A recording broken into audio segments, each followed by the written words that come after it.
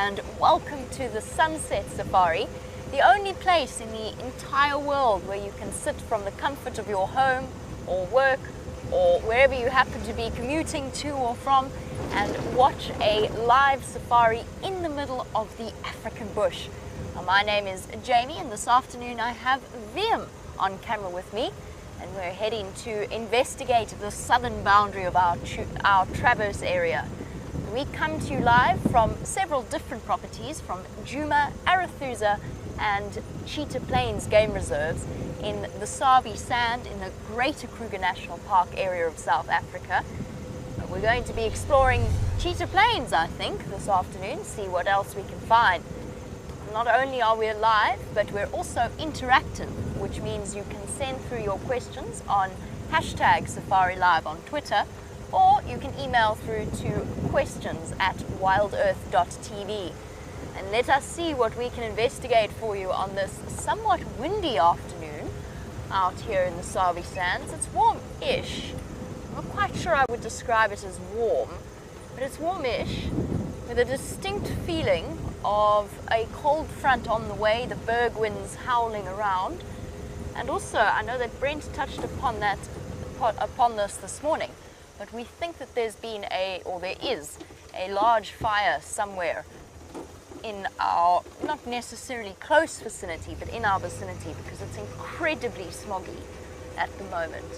So whilst I haven't heard any reports of such things, it's certainly, sorry, I'm busy looking at a track that is not actually an exciting track at all. In fact, it says a zebra track, and it's not even a very clear zebra track. But I thought for a second it might be Tingana. And the reason I thought it might be Tingana is from what pieces of the puzzle we gained this morning on the sunrise safari. It appears as though Tingana killed an Inyala on the northern side of Djuma. He was then very hastily sent scurrying away by the presence of the Birmingham boys and the Nkuhumas that were with James first thing on the sunrise safari, munching away on, we suspect, we'll never know, but we suspect Tingana's Nyala kill. He then came racing back to the south, spurred on by possibly the threat of lions, but also spurred on by the presence of numerous elephants. We've had huge elephant herds around, a particularly pleasant afternoon sighting yesterday with afterwards what I counted must have been about 70, maybe 80 elephants, all closely packed together around Treehouse Dam. We're going to leave Brent to investigate that, and I'm going to tell you a little bit more about that in a moment. We're going to leave Brent to investigate whether or not the Nkuhumas or the Birminghams are still in that area. We're going to check the southern boundary to see if Tingana perhaps thought it was a good idea to come sneaking back on. Basically keeping our fingers crossed, and then of course there's always the possibility of Karula, the leopard. So Tingana is the dominant leopard of this area, dominant male leopard. Karula is nicknamed the Queen of Djuma, and she's a female leopard that's very much based in this particular area. She has 2 brand new cubs. Now, for those of you who've been watching us over the last few days, you're aware of something of our vehicle woes. Wendy, during a lion sighting, whilst I watched the Nkuhuma lioness disappear north up the road, stalled and promptly never started again. The wonderful news is that we have 2 mechanics who have come in specially to help us sort out the various issues that we have been having with the vehicles, and they've been frantically working on her. She is up and running. She just needs 1 or 2 minor finishing touches before she is all ready to go. So Brent and Brian will be out a little bit later. Our sort of temporary solution of the backpack strapped to the Mahindra and then the camera tripod strapped to the front of the Mahindra was a good idea while it lasted, but that also unfortunately stopped working. As you can imagine, there's all kinds of technological and mechanical implications involved in bringing a live safari to you. So much so that I'm going to stop and show you your first heartbeat of the day. Admittedly on a power, No, I'm not. I'm sorry. I'm not going to show you your first heartbeat because unfortunately, as we move away from this lilac-breasted roller, there's somebody who would like to come along behind us. There we go. Not too difficult. We just shuffle off the road. Oh, we've been causing quite the traffic jam. Oops. That's one vehicle, two vehicles, three vehicles, and one stunning lilac-breasted roller. At least they all seem relatively friendly. Oh, four vehicles. That's funny.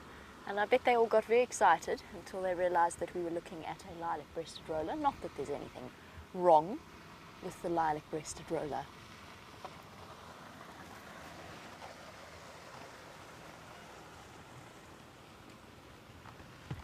It's so pleasant to have this camera back on board once again.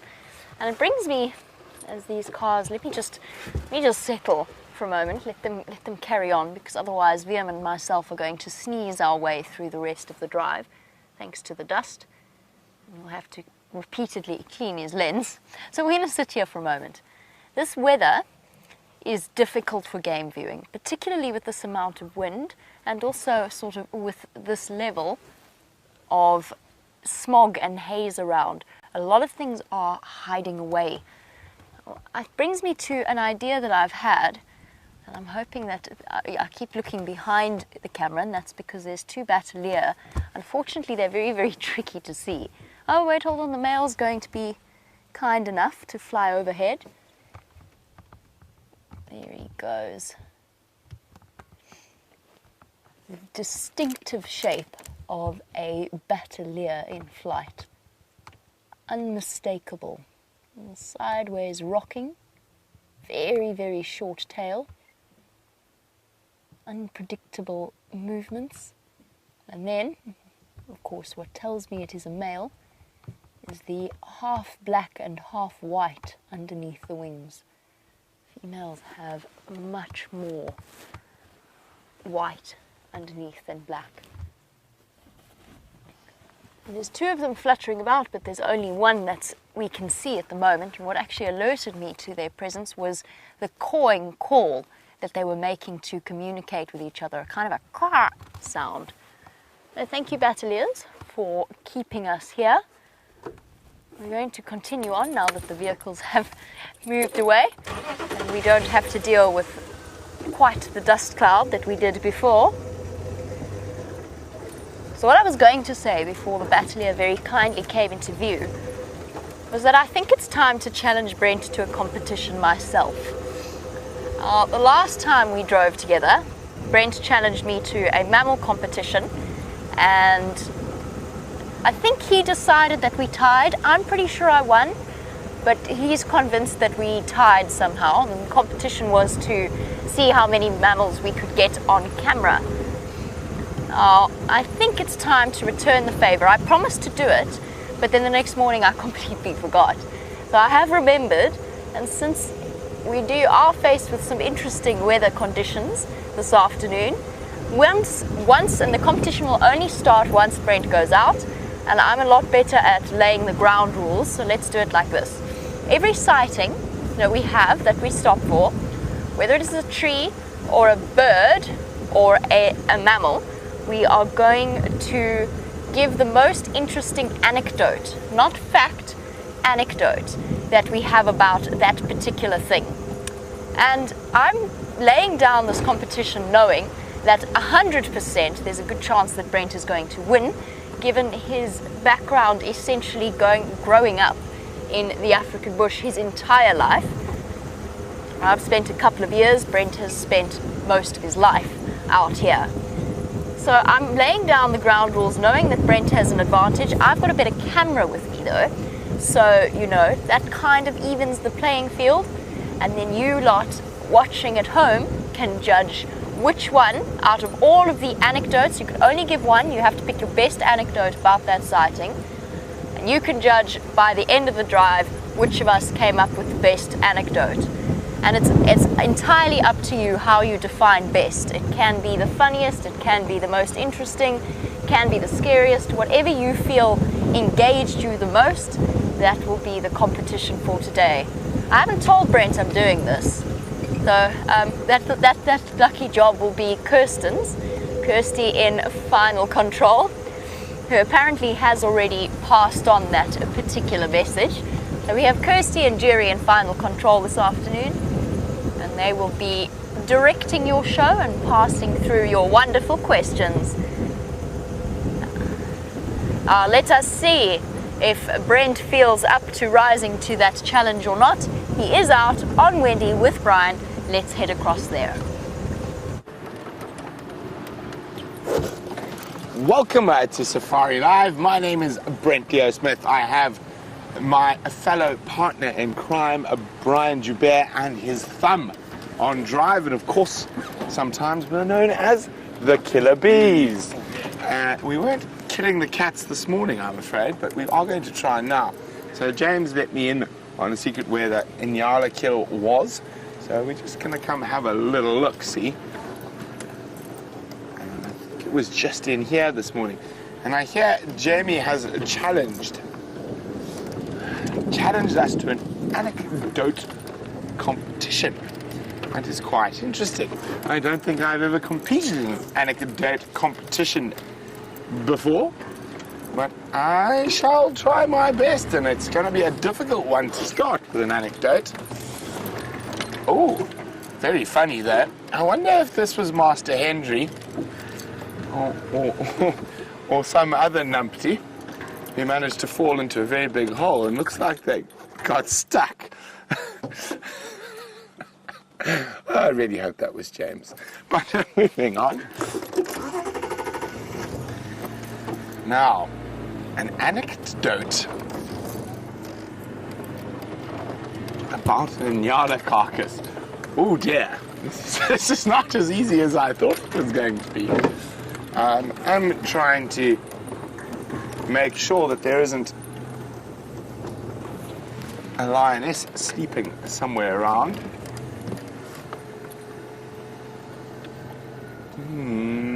The vultures have been here, so no. Okay, here we go. That is what very little remains, and hopefully as I get out of the car I don't get growled at. Very little remains of a big male Inyala. Now,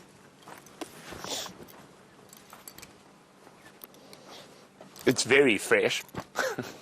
So what we think happened here, quite interestingly, just from the tracks, is actually Tingana made this kill and the lion stole it from him. So we've done some following up. But lions definitely did not pick the bones clean. That clean, at least, anyway. And even a lot of the sinew, and that has been picked out of between there. And if you look carefully around, there's some little feathers. Some downy feathers. And white spots of bird feces. So the vultures have come here, and that does remind me of an anecdote. Once upon a time, in the far eastern Kruger National Park, we were sitting with the Prouder lions around a big kill, and a very new safari guide drove and parked under a tree. And it was very hot, and he looked very confused while the rest of us were viewing the lions from the blistering sun. And we found out shortly, we just smiled and nodded at him. And then the little imp on my shoulder may or may not have decided I should drive towards his tree, flashing what was in the tree. And him and his guests may or may not have been defecated on by white-backed vultures. So you can see, for a vulture, even a big vulture, it's quite difficult for them to get through the skin, especially here, it's quite thick. But they will eat the ears off, and that has been done on both occasions here. And, oh, carrion beetles already inside, but if we turn this around, here we go. You can see that part of the skin there was probably removed by the lions, and the vultures have used that to get right into the eye sockets. And you can see this one, they can get into the eye there, eye is completely gone. It's always a good sign that vultures have fed off a carcass, or batelier for that matter, if the eyes are gone but the skin on the face is still intact. Now, I thought, because there's a little bit of meat left, not much, the lionesses might still be around when you arrive, but unfortunately not. There we go. We've seen that Nyala's lovely tail before when it has been attached. And there it is now. So that white, when they alarm call, when they spot something, they lift up the tail. But I don't want all the ticks that are trying to remove themselves from the Nyala to climb onto me. There we go. So we've got to think now. There's two possibilities where these lions could have gone, because there's water in two places. So there's water at the Gallagher waterhole. There's water at Sydney's waterhole. Sydney's is a little bit closer, and the other lions went that direction this morning. So it's probably the next best spot to go check. And I was really hoping as I jumped out of the car that I'd growl at me, because then at least we would have had lions. Here's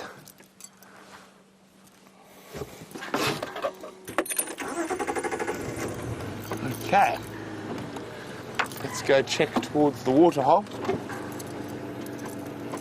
And we're not going to make the same mistake that someone else did and reverse into that very large hole.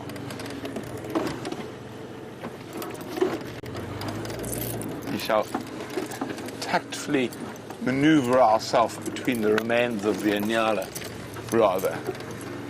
Oh, there we go.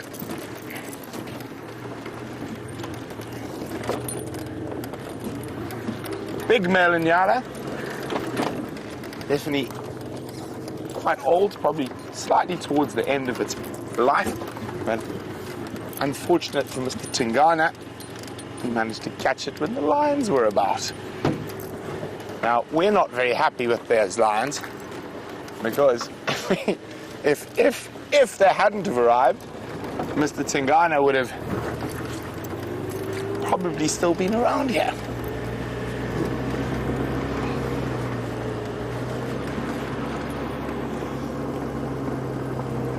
So although lions are not dependent on water, if it's available, they will take advantage of it.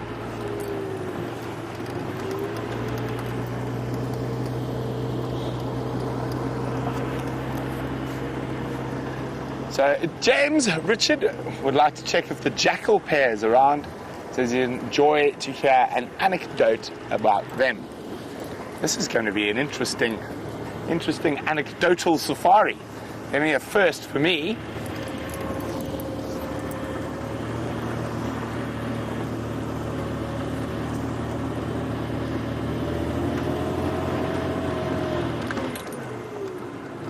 So if we get no luck and no tracks heading up this way, then we might check around the Gallagher waterhole. So the rest of the lions, the 4 Birminghams, and from what I could hear, a single lioness, went into the Manyeleti this morning.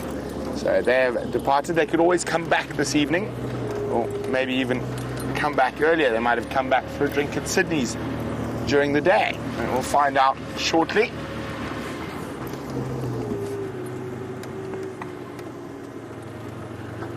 Just checking for tracks.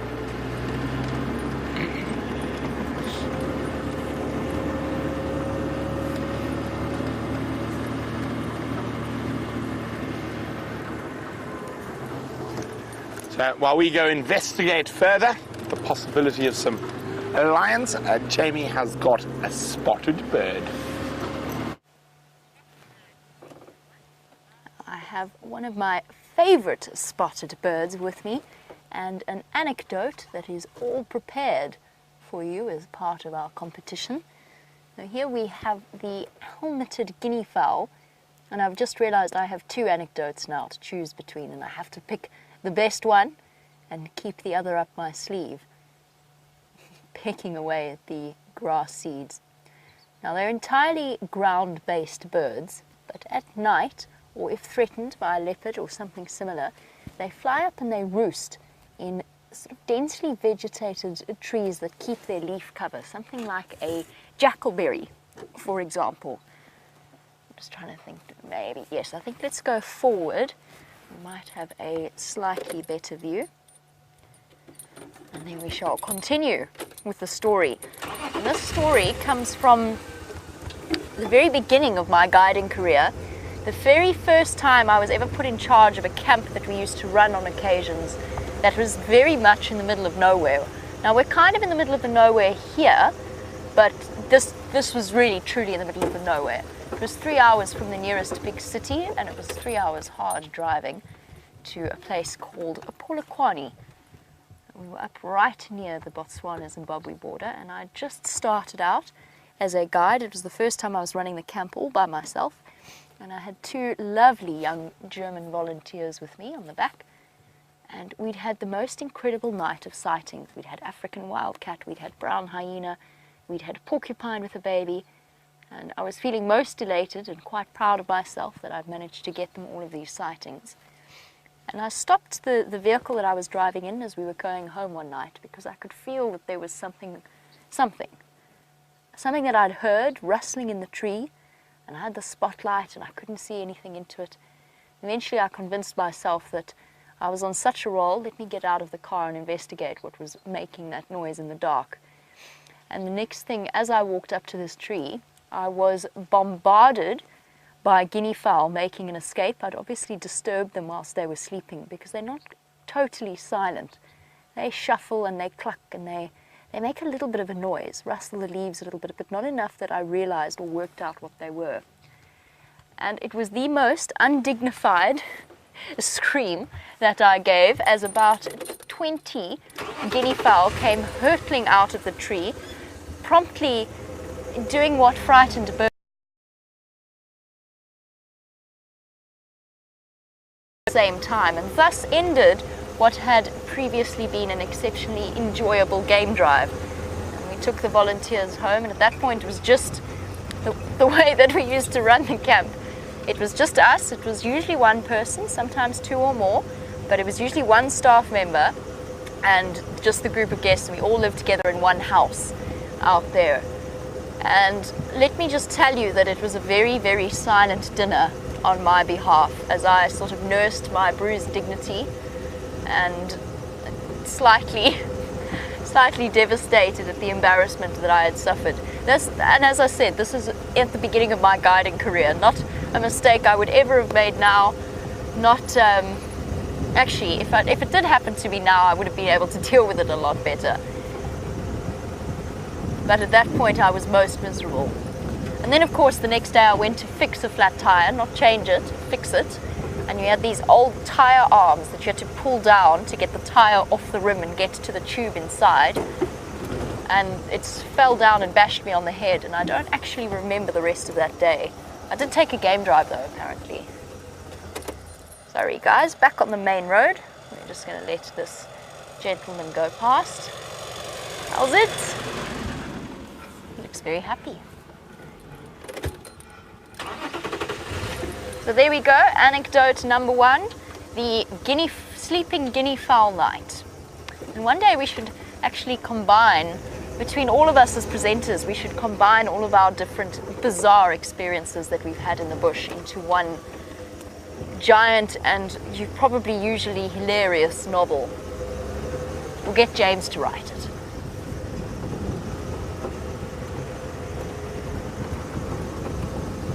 We are going to go through the Mulwanini now, which is one of the largest drainage lines in this area. It's where Tundi was found 2 days ago by James. But we do occasionally have patchy signal as we make our way down into that drainage.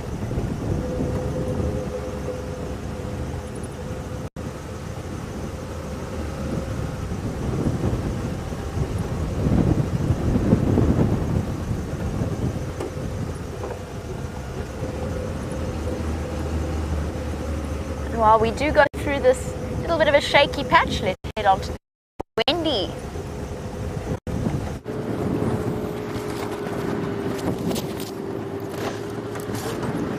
So we are now sure there are no lions at Sydney's waterhole. There might be later on as it gets darker, so we'll try again. And I think we'll go meander away across to Arethusa. I haven't been there in a while. See what's happening in the west.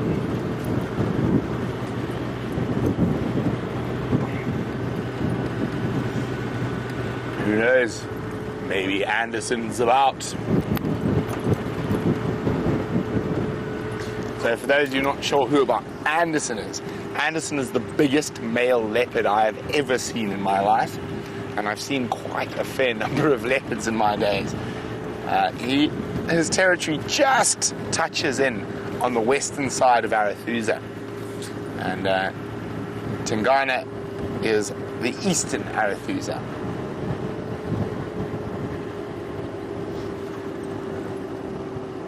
So it's almost ridiculous because when I mention the word leopard, it seems like there might be one on the other end.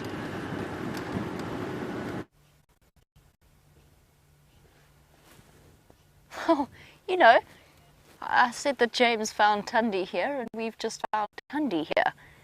We've got to be exceptionally careful, nice and still, no sudden movements, no loud breathing, just in case we interrupt the signal. But we do have a sleeping leopard in a glorious tamboti on a termite mound.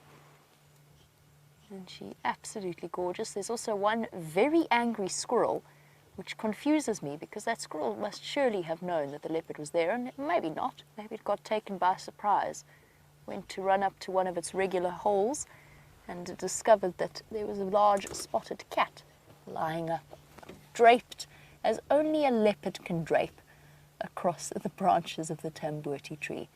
Unfortunately, I know that there's a big branch in the way of her face. And by the way, I don't actually know if this is Tundi. Really hard to tell because she's far away and I can't see her. And if I reposition, I run the risk of losing signal.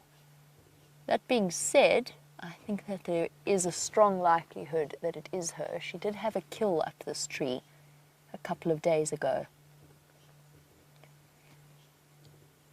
And we suspect, we don't know, but we suspect that our lovely Tundi might actually be pregnant. We saw her mating exactly the right amount of time ago with Tingana. So hard to tell. Is this her? Seems likely.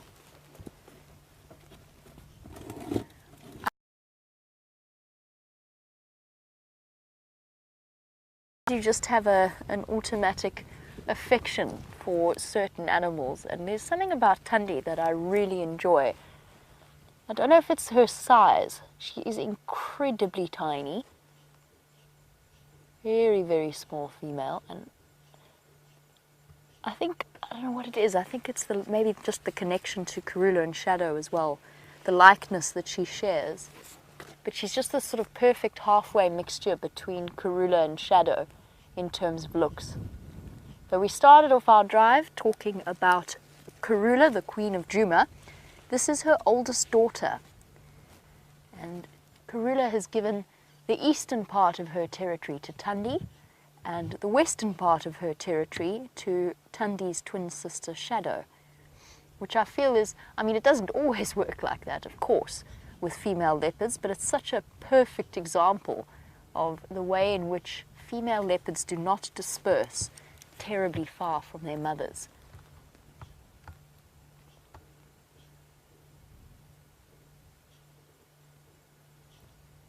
Oh, just can't quite get a good enough look at her face.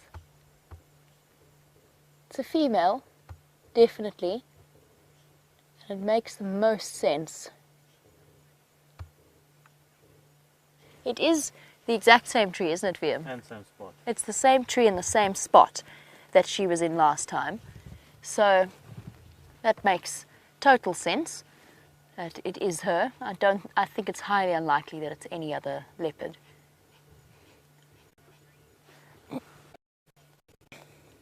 And yes, Paul, this is indeed the same tree that James found her in, and it seems as though we've had just slightly better luck in terms of as long as I'm in a way, desperately trying not to. But there you go, Via.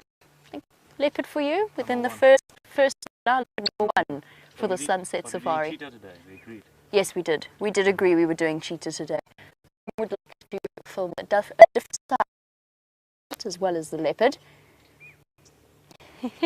And there will come a time where we do have to shift and move. I think there is another vehicle at some point. No, sorry, there isn't another vehicle. The groaning I hear is Rusty attempting to roll us down the hill. I'm just notching up the handbrake a few notches and try and get us to stay exactly where we are.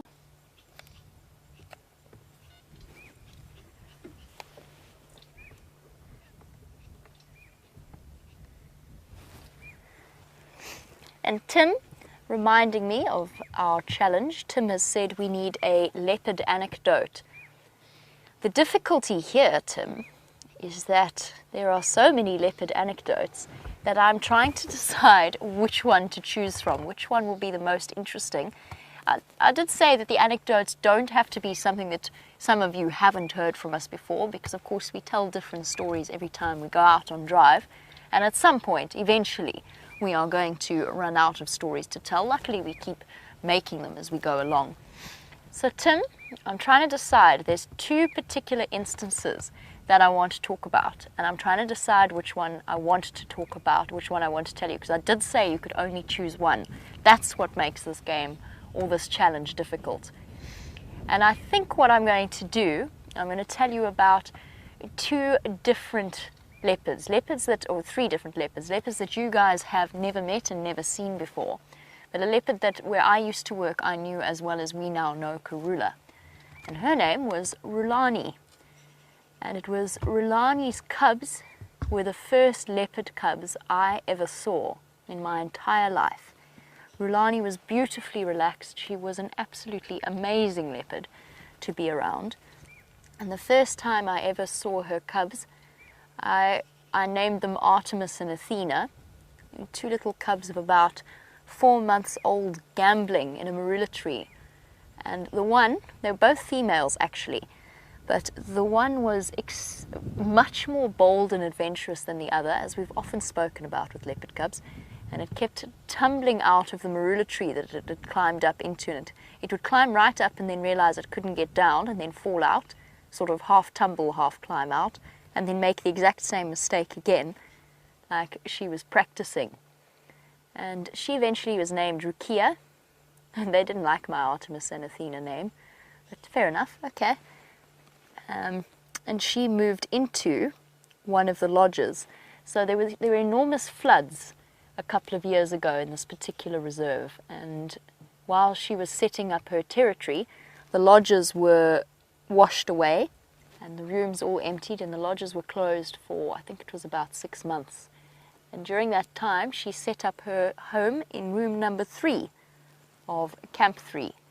And that was where she lived, on the guests' balcony. But then, of course, when the guests came back, they arrived back one afternoon from game drive after the lodge had been reopened, and Rukia had placed an entire impala on their balcony, which they found slightly distressing, I think, at the time. But Rulani was a mother to me. I don't know, it was just because I knew her as well as I did. But Rulani to me, I think, was my favorite leopard there. She was the one that we got to know the best, and she was kind of like the equivalent of our Karula. And she was also exceptionally successful as a mother. And we worked a lot with Panthera. So we got, even though we didn't see it, it was much harder to track in that area. It was just rocks. There was no sand, it was just rocks.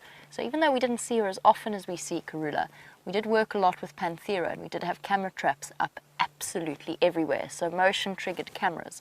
And we used to get a really nice idea of exactly where her territory was, and then watched as her cubs grew up and took over parts of her territory.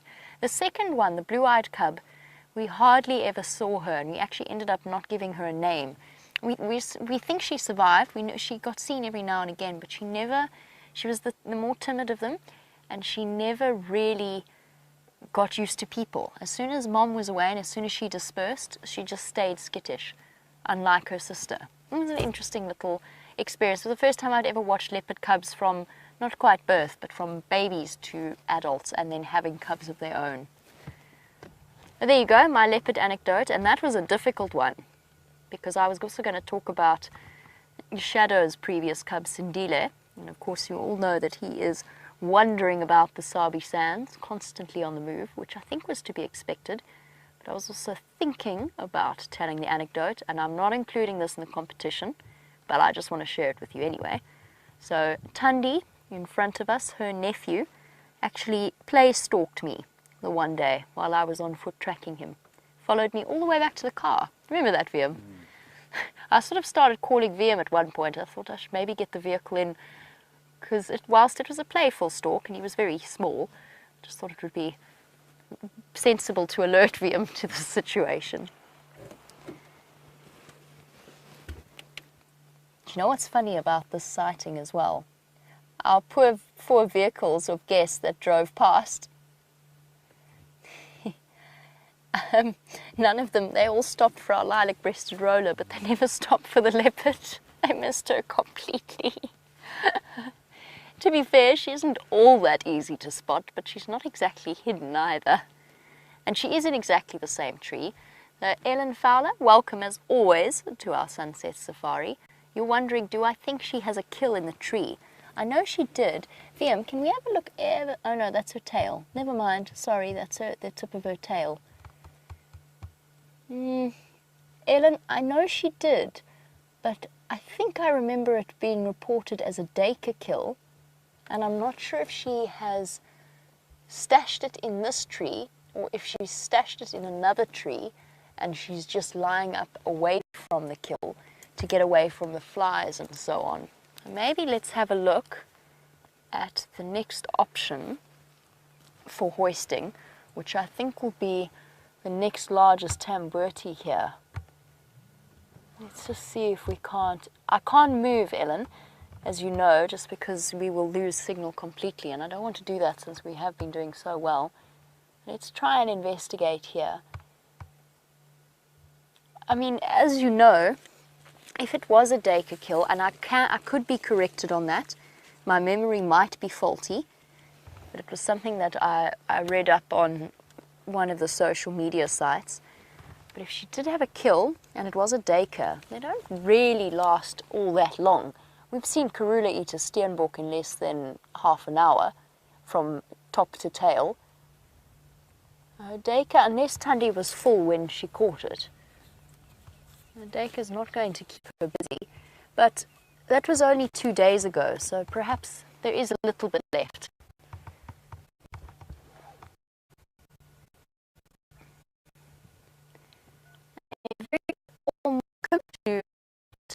Scott would like to know, do leopards have favourite trees in which they sleep? And in my experience, they have different species of trees. A jackalberry,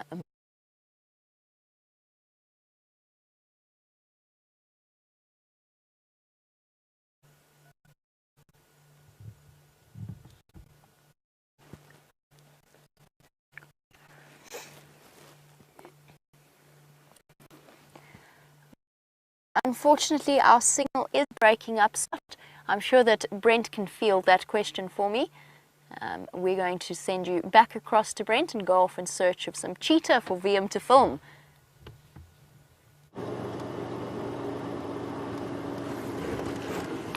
Welcome back. We decided to just have a quick look in this area before crossing Zarathustra. Copy. Okay, so on Thursday, I spent the whole day walking in this area with Joffers and Yanni, and we were tracking Shadow and Cub. And they got unfortunately chased by elephants, but I think they might still be in this area.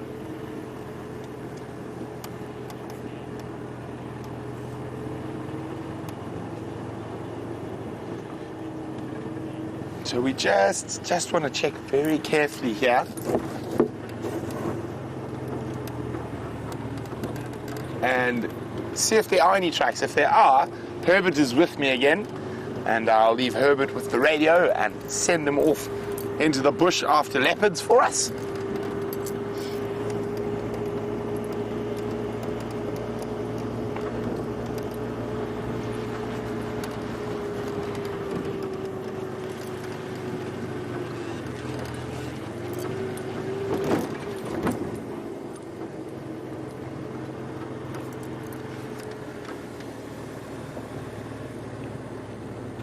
Sorry, I'm just listening to the radio quickly.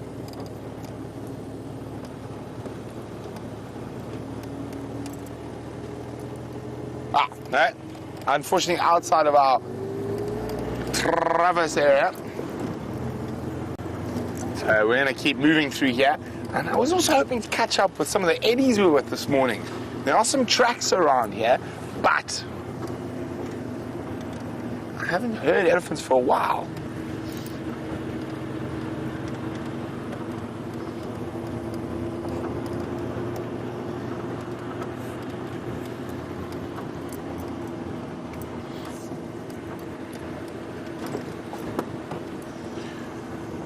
Okay. Always check on top of the big termite mounds. And leopards love to lie on top of them. And we're hoping to find a female lounging on one. But so far, no luck. Now, Jamie has challenged us to an anecdotal safari, which is quite difficult, much more difficult than the challenge I was expecting on this sunset safari.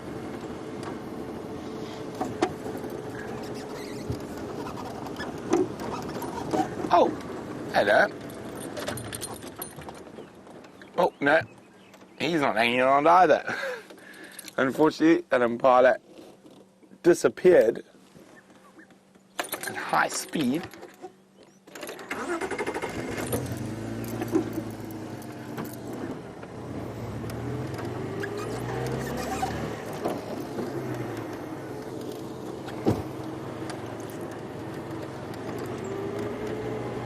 So if you are wondering anything about the African bush and would like to ask me about it, please feel free. You can do that by sending me an email on questions@wildearth.tv, or you can use the hashtag SafariLive on Twitter.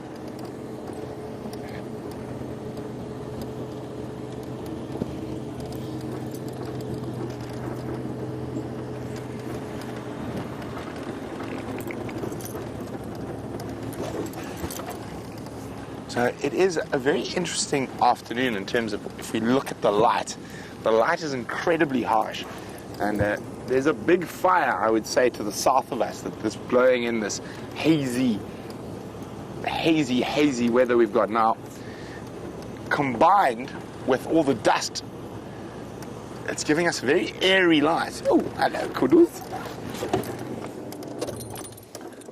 Two little kudus. There's quite a lot of kudus around, but those two little ones giving us a good look. It's also quite windy, which means quite a lot of the animals are going to be a little bit jumpy, as the wind might mask the approach of a predator. Oh, big group of kudus. 1, 2, 3, 4 youngsters. And 1, 2, 3, 4, 5, 6 adults around. One very big bull who's looking very interested in a female just to the left of us.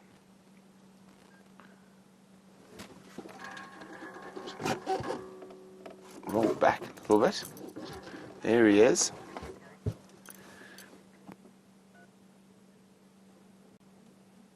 Oh, it looks like he might be doing the Fleming grimace. Now, an anecdote about Fleming grimace is you just have to watch this morning's sunrise safari and see James Henry's impression of a Fleming grimace. It's enough to make you cry with laughter. Nice big adult kudu bull. Possible one of the females is going to be coming into estrus, and he's keeping on her trail.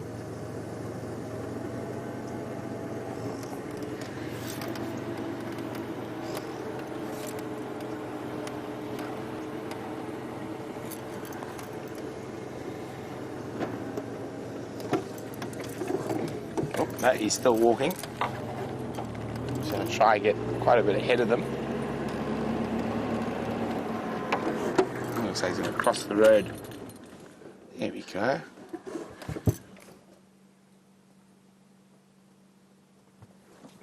Beautiful big bull, and he's off after the lady who got a bit far from him.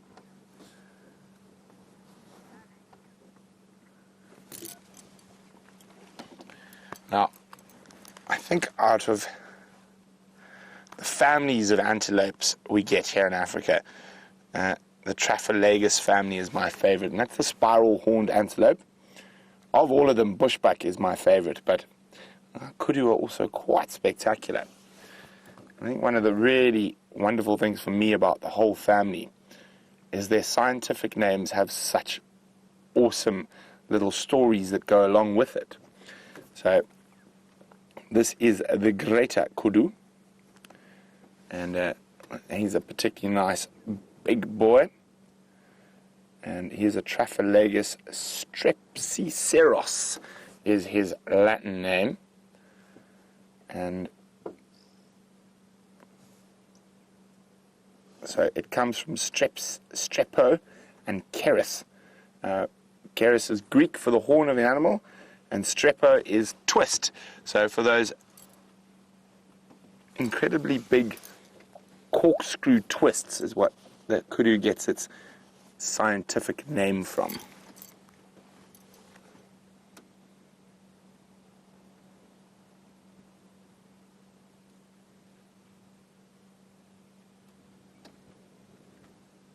Strephus twisting. Beautiful, beautiful antelope. Now, as I said, they're sort of my favorites. The family of antelopes that are the spiral-horned antelopes. Bushbuck is my personal be-all favorite antelope, I think. I really love those little creatures. And their Latin name is Traphalagus, which refers to their spiral horns. Scriptus, the one who has been written or drawn on. And that scientific name actually comes from the original Zulu word for bushbuck, mbabala, the one who has been written on or drawn on, and they've got beautiful dainty little spots that looks like someone's popped them on them. And then of course there's the Inyala, who's the spiral horned I don't know. So he's Traphalagus angazi. When first discovered by Europeans, there was a Scotsman who headed up from around modern day Durban today, and he took all his porters and staff on his expedition from that area. And Inyala didn't traditionally occur south of the Tugela River, so he got up into Zululand and he shot this animal, and he went to his staff and said, "Well, what is it?" And they went, "Angaz." So he called it an Angaz animal. So it's an I don't know. But of course the actual Zulu word from the Zulus who live further north for Inyala is Inyala. So two of the common names for antelope we see regularly out here, Impala and Inyala, are the exact same as the Zulu.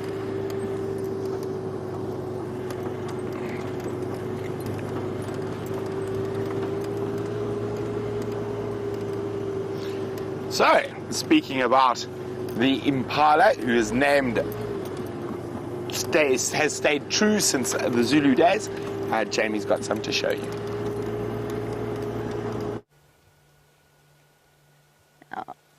We've actually got a lovely mixed herd here of bachelor Impala, along with a couple of kudu from our side as well. And again, trying to choose my favorite anecdote about kudu is surprisingly tricky. Had so many incredible sightings of them.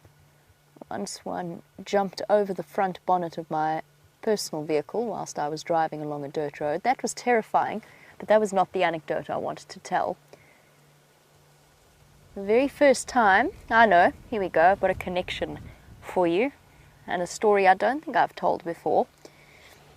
I used to work in the Kalahari, and in the southern Kalahari, in the green Kalahari, the flies there, they're nicknamed horse flies. They're not actually technically horse flies as we know them, but they have incredibly powerful mouth parts that they bite onto you and then settle there for the rest of well, for as long as they can, until you find them, and you have to kind of like a tick. That Nyala just jumped over an impala. She really did. Just casually, like it was nothing. She just hopped over an impala. That's a first for me. I don't think I've ever seen a kudu jump over an impala before. Maybe they're going to start playing leapfrog. It'd be highly entertaining. Anyway, to distract myself and change the subject, let me go forward a bit while I do so that you can see the bull of this particular group. Kudu are connected, very closely connected in my mind, to the first time that I ever did game capture, proper game capture in the Kalahari. Now, basically what I mean by that is that we were capturing animals. The private conservation industry in South Africa is something that has absolutely ballooned and blossomed. There are lots of budding game reserves that have started up, which is of course wonderful for conservation efforts, but that does mean that they have to be populated with animals and the genetic stock kept nice and fresh. So I was participating in capturing a number of kudu through ketamine and M99 darts, and then moving them into a truck and then moving them to their new homes elsewhere, essentially repopulating areas where man had, either through habitat encroachment or through hunting or through poaching, whatever else, essentially removed the natural species that lived there. And the first time I ever got to inject an animal, a wild animal, I'd spent a lot of time in vet surgeries when I was younger, but a wild animal, was on a kudu, where I was allowed to administer its sedative and they give all of them vitamin shots. Well, they did in this particular instance, so I got to give him his vitamin shots as well. It was a truly extraordinary experience because it was a whole load of us picking up a kudu on a tarpaulin and putting it in the back of the vehicle to transport it to the crates. And the reason that the horseflies came into that story was because I very quickly learned that as glamorous as a job like that might seem, you end up bruised, battered, and covered in these horseflies in places that they should never have managed to reach. You don't know how they managed to reach it, and you spend your evenings removing them from your skin. And this particular kudu was covered in them. It's another thing that they used to do as part of the capture process was actually spray them with insecticide to get rid of, not a heavy-duty insecticide, but essentially an anti-tick and an anti-parasite spray, just so that they were a bit more comfortable when they arrived in their new homes. It was a very interesting lesson that. We did roan that day. It was the first time, no, that's not true. It was the first time I ever saw an aardwolf in the Kalahari was on that day. An aardwolf, of course, is an animal that if we saw here, and in theory we could, I would be absolutely beside myself with excitement. It's the smallest member of the hyena family, arguable, but it is classified as the smallest member of the hyena family, and an pure insectivore, so it doesn't have those big bone-crushing jaws. And that is an animal that I would love to see. Our kudu have moved off, and we need to carry on towards Cheetah Plains.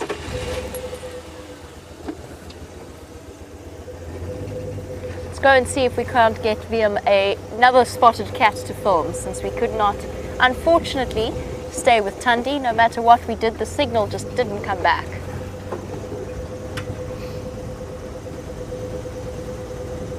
It's very common to see mixed herds of antelope like that.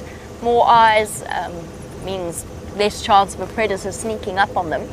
But then at the same time, they're just comfortable in each other's presence and they're of no threat to each other. So we had a group of feeders there. The impala munching on grass shoots as well as leaves. But Chris, you were wondering, what do the kudu eat? And the answer is they are browsers, with very, very limited exceptions. Sometimes they might nibble on a fresh green grass shoot, or maybe a particular type of perennial plant that they might smells nutritious. But in general, they are adapted for browsing, and they tend to be quite focused on, they're quite adaptable in terms of what they can eat. So they'll focus on bush willows, and then they'll go across. They tend to ignore the sickle bush, I haven't seen that. In fact, it's only really elephants that will properly eat sickle bush. What you got there, Via? Lion tracks. I was told that there were lion tracks coming in this direction. That's why we're going here. This is good news for all involved. Unfortunately, because this is the main access road to the lodge, they have been driven over, but I'll keep an eye out for a nice one to show you all.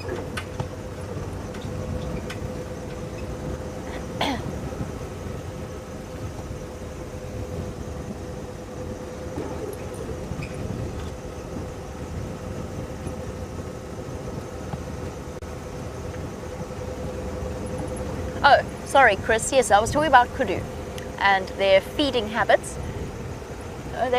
They'll nibble on pretty much anything, and as we go further and further into this drought, they will have to continue to nibble further or be less fussy in terms of what they eat. The interesting thing, of course, is that while you watch them do that, you'll watch them moving into the wind in order to avoid the tannins that a plant starts to produce as soon as it's fed on. So they'll feed into the wind so that the leaves are not bitter tasting and horrible for them to eat. We're going to go through another signal dip. While we do that, let's head over to Brent and see if he can give us some more lovely anecdotes.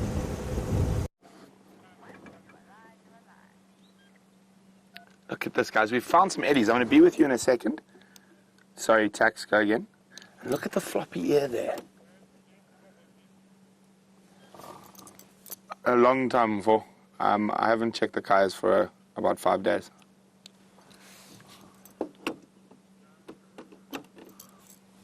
Sorry about that. As we linked, Taxon was just asking me if we had seen the hyenas and which den was active.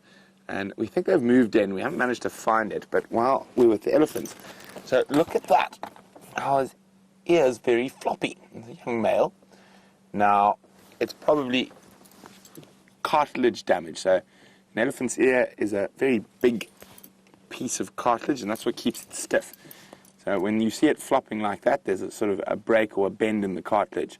It doesn't really affect them too much, and you can still see the blood vessels are there, and is still able to flap it a bit to help them cool down, and not such a stress in winter because it is quite nippy, even now already. Very cold wind we have this evening.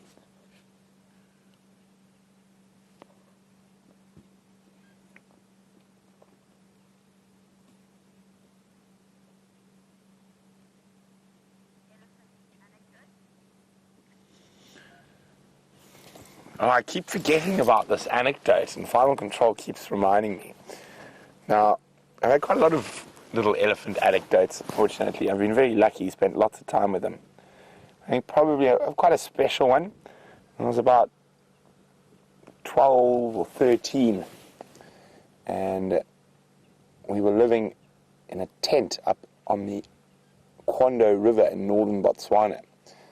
And quite a big tent. And it had gauze windows. Woke up at about 3 o'clock in the morning with an elephant bull sniffing so much it was actually pulling my hair. So I woke up with this, and there was an elephant sniffing me through the window of the tent.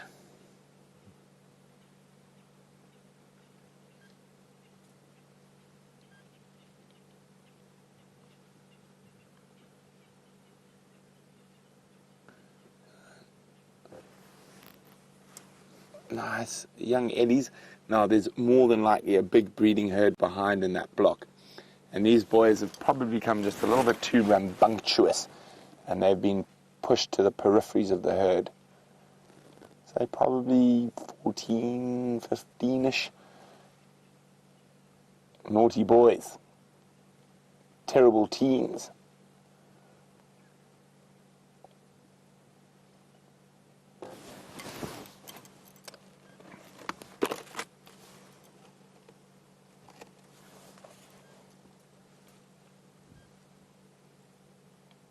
They can be so peaceful, or so playful, and at the moment they're very focused on feeding.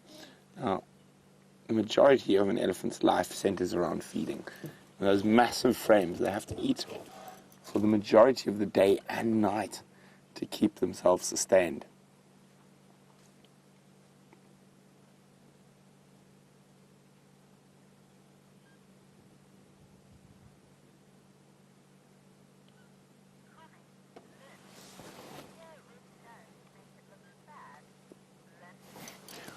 Well, Lynn says that floppy ear really makes that elephant look sad.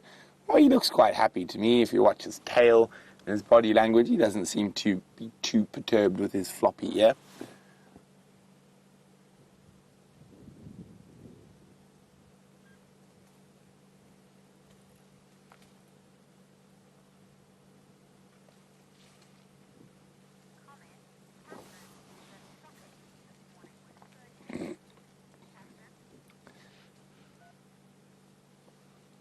Now, if any of you are watching the sunrise safari, we had a very entertaining little moment with an elephant bull about this age who was playing soccer with a clod of clay.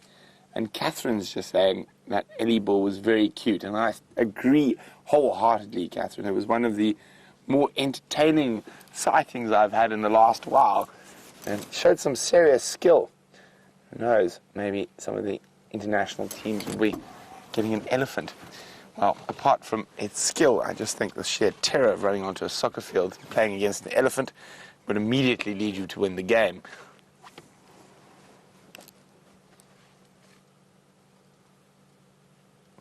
Now you see, that's the second bull. He's feeding off a buffalo thorn that's already been pushed off. And they're really having to work hard to get enough sustenance at the moment.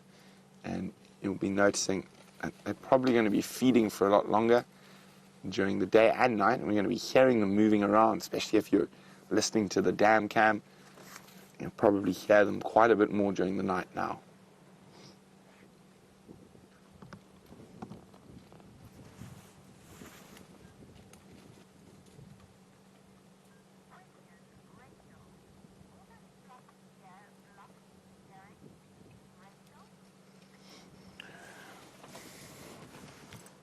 So, if we have a look at Mr. Floppy there, Rachel's wondering if that's going to sort of negatively affect his hearing. Rachel, it probably will. Nothing too grand. The elephant's hearing is very good, but the ear is flopping over the actual ear hole, and also that big wide ear helps amplify the sound, which that's not going to happen. So you'll definitely find his right-hand side is far better than his left.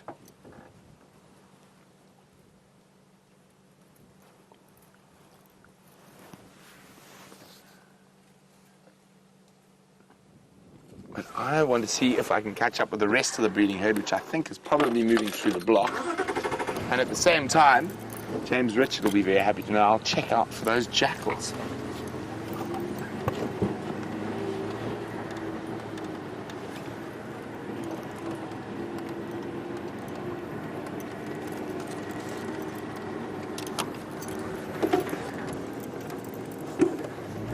Okay, let's get going.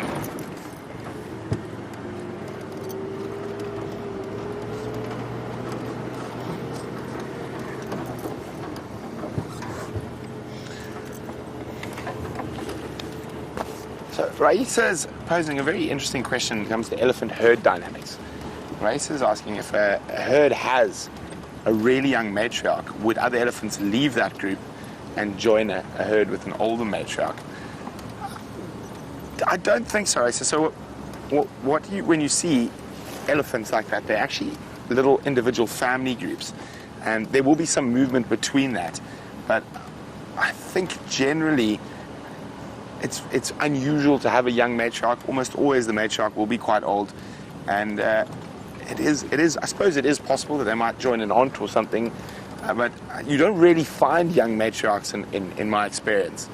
So definitely something to probably read into and research a bit more, and that's what I love about what we do, is you learn something new every day, and we've got such a great team because we constantly push each other to learn more. And what's it, to quote Kirsten from Final Control's saying, and it's actually become a camp saying, just be better. So we try to be better every day.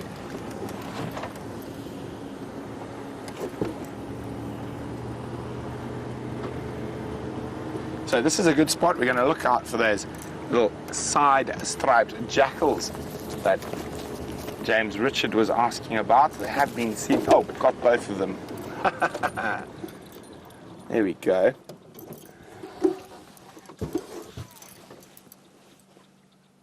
They're also not enjoying this cool wind. Let me just go back a little bit so you can see both. And it looks like they have set up shop from Impala Plains. I mean, not Impala Plains, from the sandy patch.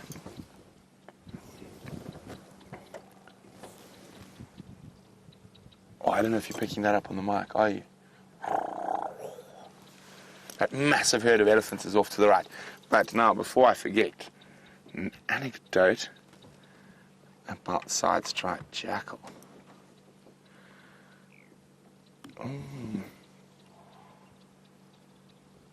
Ah, I remember one from my younger years. So,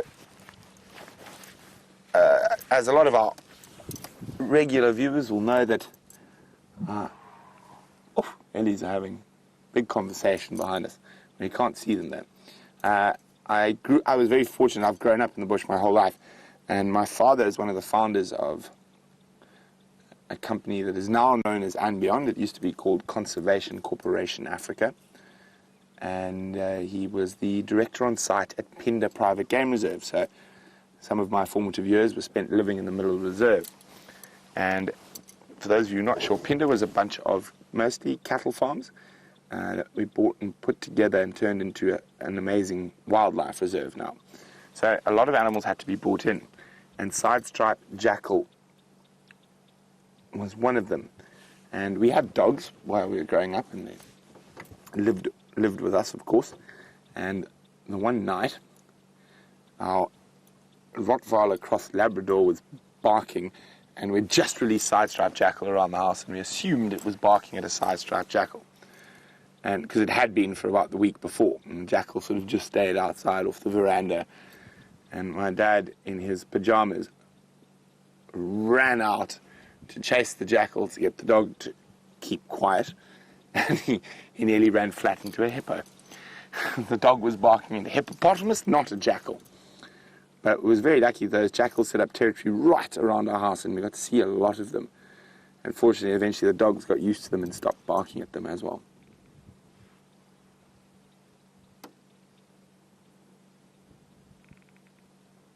Yeah, well, let's see if we can catch up with that elephant herd that are making all that noise.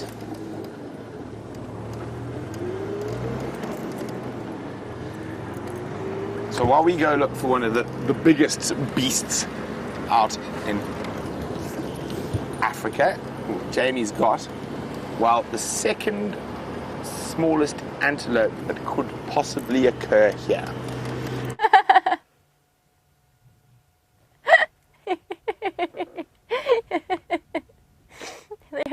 There he goes. Sorry, I did have to have a good chuckle at that one.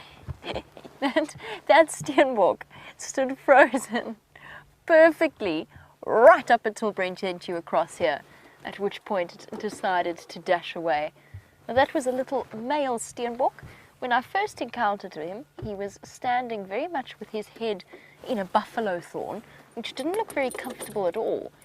Most of you know, and we've told you plenty of stories about our experiences with the buffalo thorn and the impact that it has, but there we go. Here's an anecdote for you about buffalo thorns. I'll find you a nice one. Those ones are a little bit far away, but I'll find you a nice buffalo thorn. But as part of our sighting anecdotes, a buffalo thorn has two very sharp sets of paired thorns. So it's got one straight one that points straight away from the plant and one hooked one.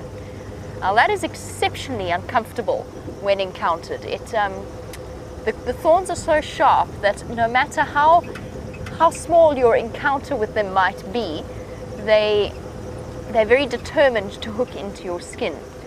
One of the things that I used to do where I worked before I started working here was twice a week we would go and we would, because it was an area that had previously been used as farmland, it had a lot of encroached vegetation.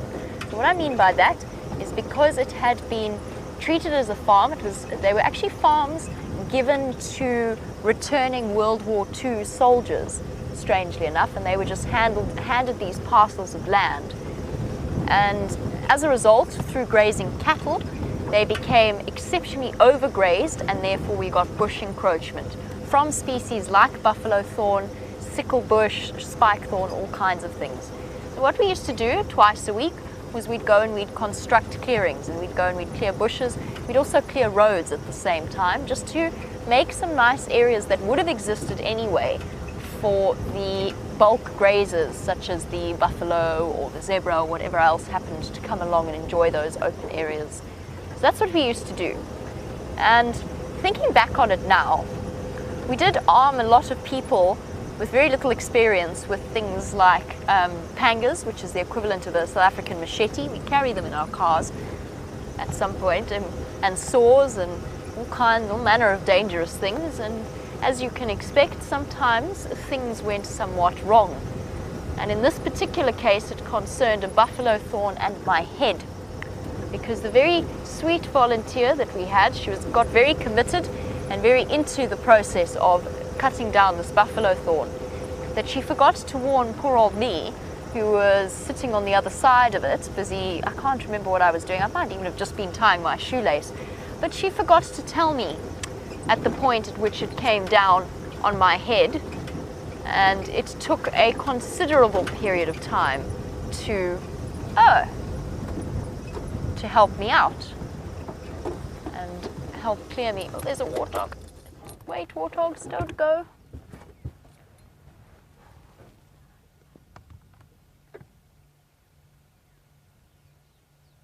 Trotting off into the distance. Ooh. The reason I said "oh" in that tone of surprise and interrupted what was obviously an enthralling buffalo thorn story, and one which we've all experienced at some point or another. I did have an amazing scar, just by the way, down the center of my left eye. I really looked like Scar from The Lion King. It's gone now, but it was quite impressive. The reason I said "oh" is they're pumping the pan again. 3 in the row pan is now 1 pan that has some water in it. And they've decided clearly that I think they finished fixing the pans up, and they are now starting to supply water. Now, for any new viewers who have joined us for the first, oh, look at that. On cue, coming to have a drink, smelling the fresh water. Hello. That was perfect timing. Oh, little one.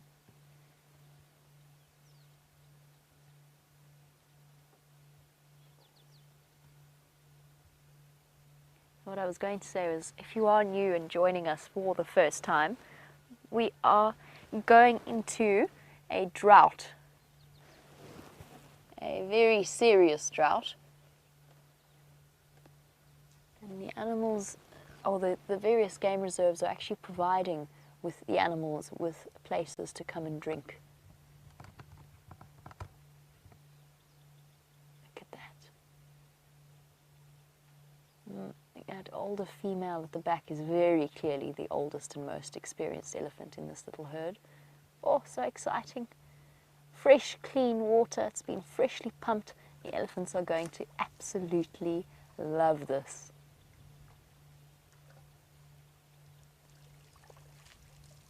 Oh, little one trying to find its way around the wall. Got a one-tusked female at the back, coming to join the rest of her family. Small little herd.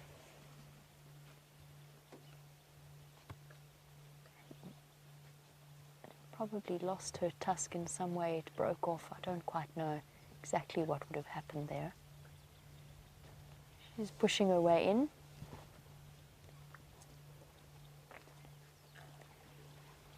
And as is to be expected, they've headed to the side of the dam where the water is coming in from, so where they know that the water will be at its freshest. I'm just going to be quiet for a moment so that you can hear the slurping sounds as they drink.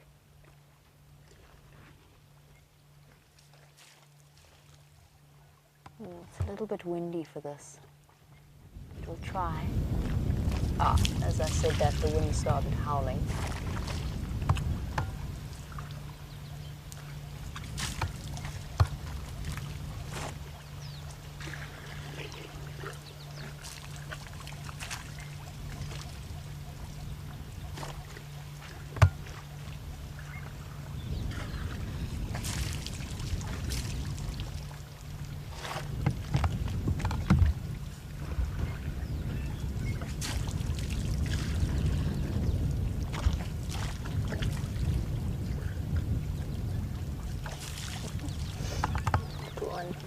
Attempting to drink its fill. Always great fun watching a baby elephant drink because they haven't quite got that adult coordination and control over their trunks just yet. But the process sometimes takes a little bit longer than it might normally, or it might take an adult elephant. I'm just adjusting some layers here. It's a bit chilly. Apparently I've been muffling the lapel mic in my attempt to keep warm. My apologies. As we watch our elephants use their incredible trunks, I hear that you were with the floppy-eared elephant with Brent a little while ago. And Fiona, you were wondering if we've ever encountered an elephant with floppy trunk syndrome. And I've never seen it in the wild, I have to be honest. I've never seen it out here. I'm not entirely sure it even naturally occurs out here. I mean, floppy trunks, babies are a perfect example because they haven't got that coordination yet. As you can see, this little one is having a real struggle here.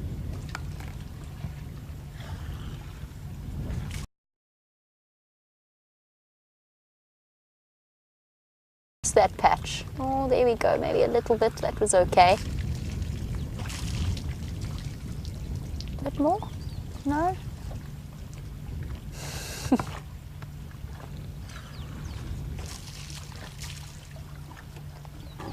Oh! That's not going to help, that's going to make it even muddier. You're sinking your trunk right into the mud, it's going to make it so disgusting.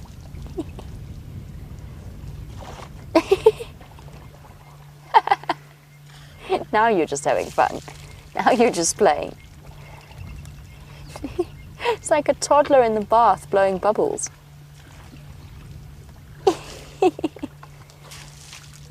You better drink quickly, little one. Your family won't hang around.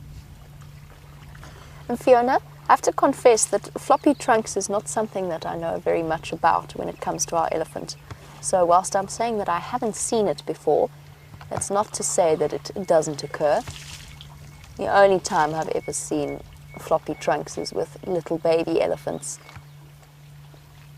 But I will definitely be looking into it and finding out if any such thing happens.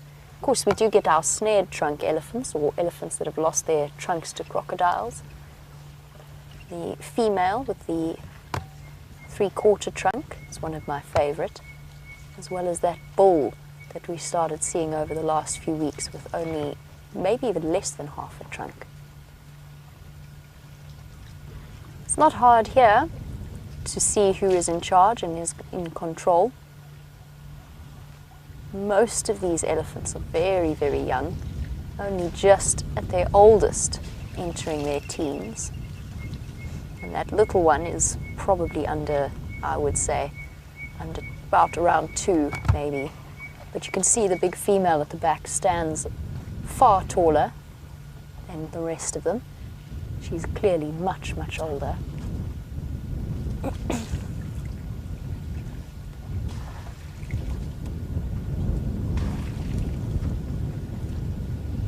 Haha. You're a clever little boy, you. Do you discover where the water comes out exactly? Are you going to go and dig it up? I'm thinking about it. Now, Alyssa, on the subject of our pumped pans, you were wondering, do they pump more in winter, or because the evaporation might not be as serious? Or is it the same in summer and in winter? It's a difficult one. So usually, in a normal year, they would not even have to dream of pumping these water holes, or these water points in summer, because that, of course, is our rainy season. So they'll get extraordinary amounts of rain. These pans would probably be full to the point of overflowing in a normal year. Unfortunately, this year has been somewhat different, as was the year before, and they did pump regularly in summer, and they would have had to have pumped more. Particularly, we went through that terrible patch in January where all of the dams were dry, and it was so hot. Oh, somebody climbing up onto the wall.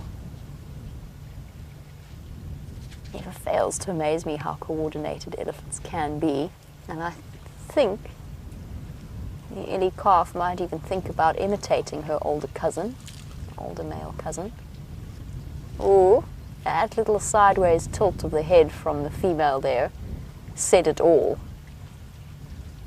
There was a very gentle rebuke from her to those two young males, telling them to behave themselves. Just a little sideways tilt. They did pump the dam, or continue to pump the pan. Hello. You're so cute. Throughout that summer period, but the days were well over 100 degrees every single day, and there was a huge amount of evaporation that was happening there, and just nothing that anybody could do about it. Of course, these dams, at some point before the influx of human beings to this area, these dams did not exist. They have been put there artificially. But this drought is one of the worst that has ever been recorded. It's not necessarily the worst ever that we've ever had, but it is the worst that's ever been recorded. Oh! For those of you who are viewers in Durban, I don't know if any of you are watching at the moment. Now, we tend not to look at the weather reports unless it's happening that day. Is there something on its way? Is there something we should know about our weather? Is there a nice cold front that's making its way from the south towards us? Because it's suddenly dropped so many degrees. Oh, and I'm sorry, I'm going to have to drag you back as the wind howls. Just because baby's about to stick his head, or he was sticking his head right into the mud.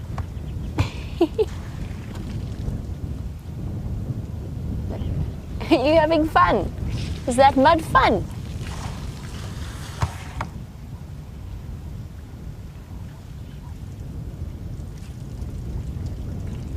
You're not meant to eat the mud.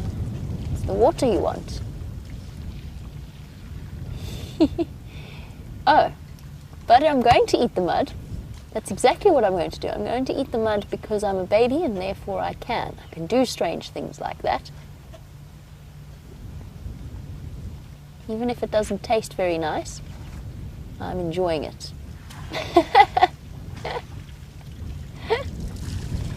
Mmm, yum.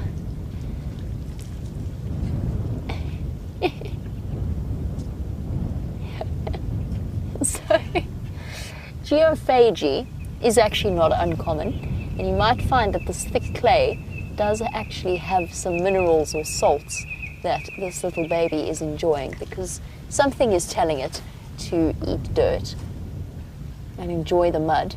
And since this pan has been dry for a long time, you might even find that it's enriched the top layer of the clay layer, and that's why the elephant baby is eating it. None of the others seem terribly interested in. Maybe one male at the back looks like he might be doing it as well. Oh no, they are. They are all doing it.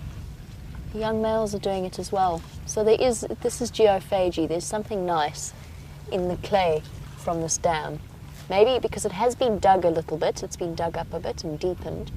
So that might have exposed something, a layer of clay that has a particular mineral that they are enjoying. They are munching away at it. And the plants around the edges, of course.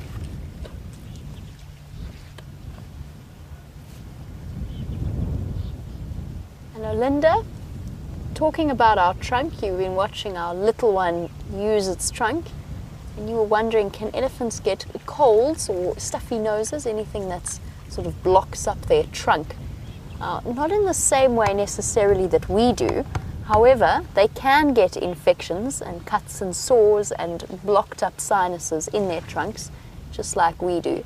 It's not all that common, but it can happen. I mean, that epithelial layer that runs along the inside of the trunk is tougher than ours, but still it's an epithelial layer. It's a thin layer of skin cells that automatically becomes sensitive. However, at the tip of the trunk, the sort of the first few inches of trunk are filled with exceptionally thick bristly hairs that basically serve the same function as our nose hairs do in terms of, but even more so, even more importantly. Oh, don't break their wall, little one.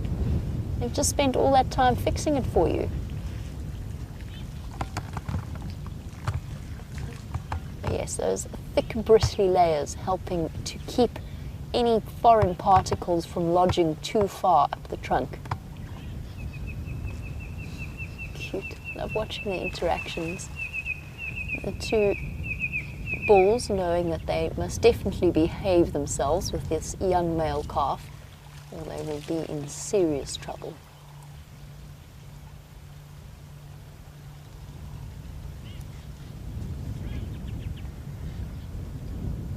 But they do want to scuffle with each other. The little one wants to join in too, wants to be part of the fun. If you guys won't let me play, then I'm just going to stick my trunk in your mouth.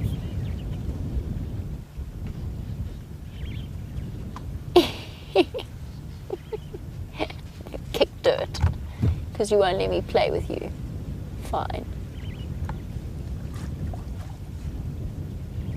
These two squaring up, playing King of the Castle, and the baby looking in serious danger of being knocked over at this point. But that astoundingly hardly ever happens with elephants, despite their enormous bulk and their numerous blind spots. They very seldom bash into or knock the babies unless they mean to. It doesn't really happen by mistake. That quick trunk into the mouth greeting that the younger calf gave, I sort of jokingly said it was because they wouldn't let him play, but actually all elephants do that. It's the part of the elephant that is one of the strongest smelling, and so they stick their nose in there as partly a tactile conversation, then also as a way of smelling what's happening with that particular elephant, since they do communicate through smell as well as sound. All congregating around this damn wall. Fascinating. But I haven't seen them eating any more dirt now, actively.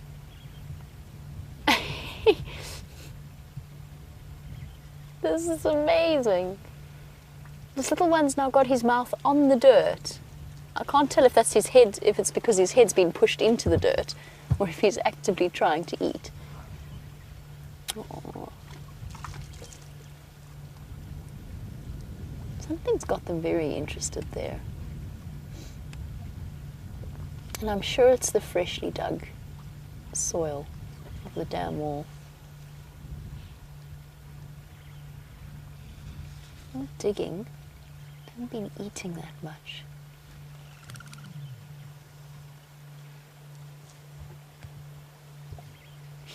No, look, he is licking it. He's licking the dirt.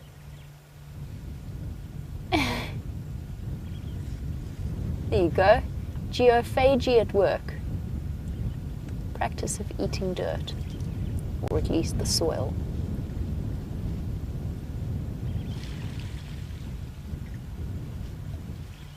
Amazing.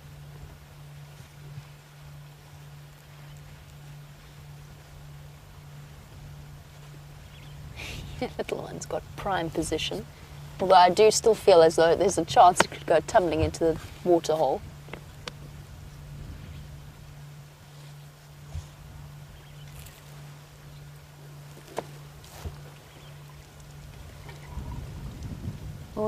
I love sitting with elephants and just enjoying their sheer intelligence. At Monique in London, You were wondering if elephants would be clever enough to water the ground in order to provide for some fresh grass or anything like that. And the answer is no, unfortunately not. And whilst they are the instinctive farmers of an area, that they keep particularly bush encroachment species like round-leafed teaks at a specific size rather than letting them get too large, they're not farmers to that extent. So they won't have any understanding. And of course, in a normal season, they don't need to, regardless. Because the annual grasses and the perennial grasses their growth is based off the yearly rain patterns, but also the length of the day. So even if they watered the grass now, it wouldn't grow at all until the start of next summer.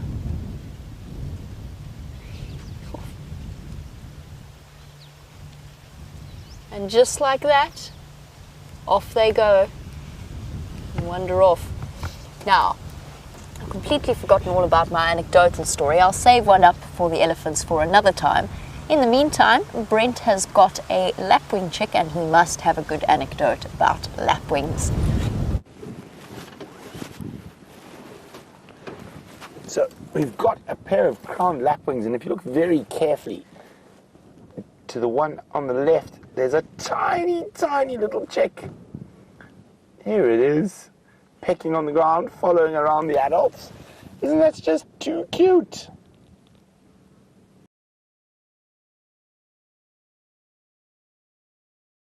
More than a day or two at most old, and you can see they're not the only inhabitants of Impala Plains at the moment. And interestingly enough, I've seen lapwings attack elephants when they have chicks or nests. So if those elephants meander too far towards the baby, they will harass the elephant.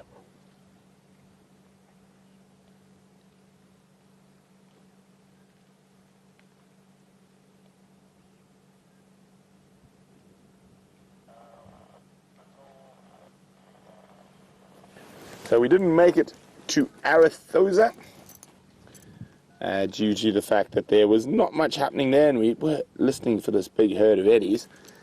Now, again, I forget the anecdote that we lost an anecdote. Oh, we could get some fun. We could make a new anecdote right here. But as I was saying, my anecdote was that I've watched lapwings dive bomb elephants on many occasions. Now, normally when they're still nesting, but let's see what happens. Oh, there's another floppy-haired elephant in the background. Where's the baby? Did he run off? Yeah, I'm not sure. No dive bombing, no making of new anecdotes today.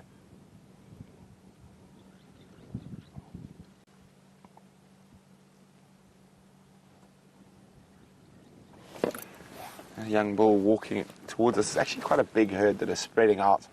The herd we've been waiting for to come out of the thick block. And while we were waiting for them, Herbert actually spotted that baby lapwing.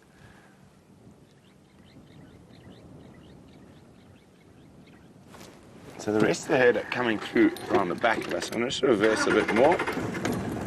And I did see a bit earlier through the trees a really big bull that was with them as well.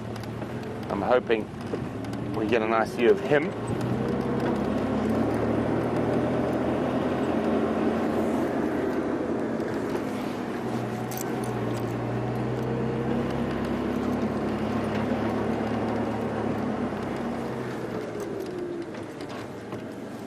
Here comes the rest of the herd.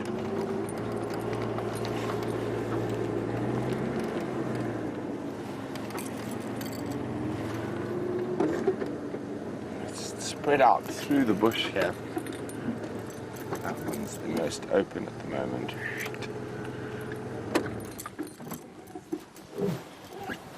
They are all over the place.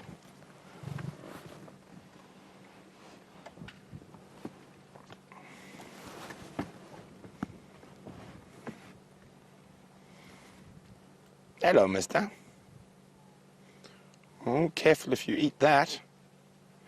That little bush he's eating there. Let me just have a quick look if we zoom a bit closer. It is too. It's called the hairy caterpillar bush. And that is the traditional medicine version of the little blue pill. And he's a bit young to be chasing the ladies.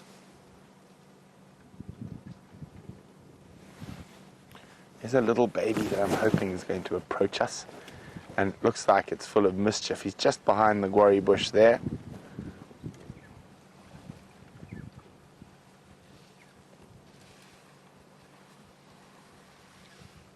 You can just see, look at that. There's naughtiness written on that face. I'm up for, there we go. Okay. You can spot them. Those naughty little ones. He's like, ooh, they look fun to play with. I'm going to stalk them, and I'm just charge them and show them how tough I am.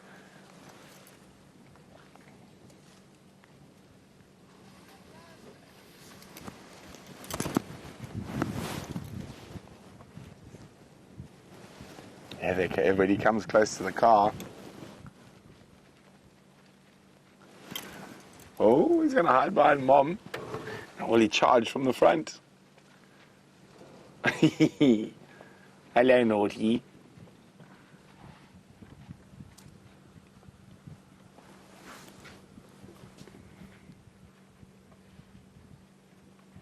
Naughty, naughty. No. Can't believe we didn't get sorted out. I was really expecting a good sorting out from that little chap. Maybe he's going to approach from the other side.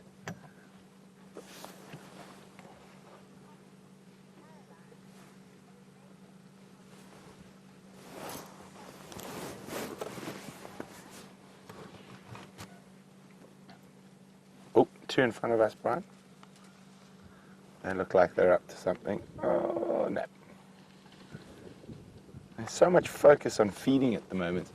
And I think in the late afternoon, there is the focus on feeding. We tend to get a bit more playfulness in the early morning.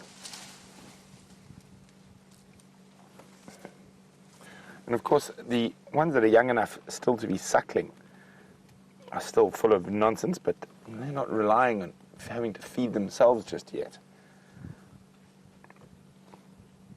And you can see how hazy the light is through the sun there. It should make for quite a spectacular sunset later. Oh, there goes the tree.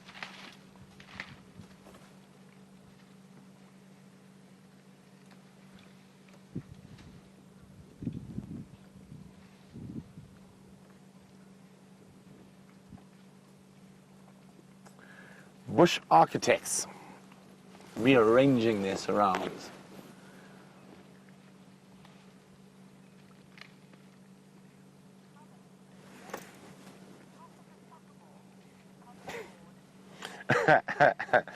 James Richard said I should toss him a soccer ball. He's probably bored.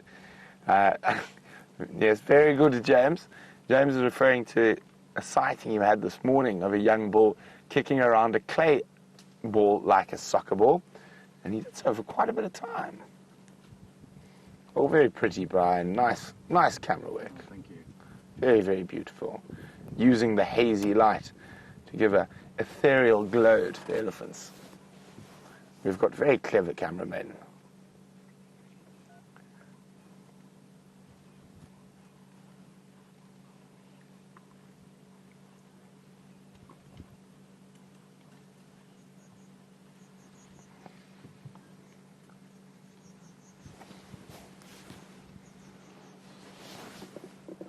There's some more young bulls coming through. Oh, let's just reverse a little bit.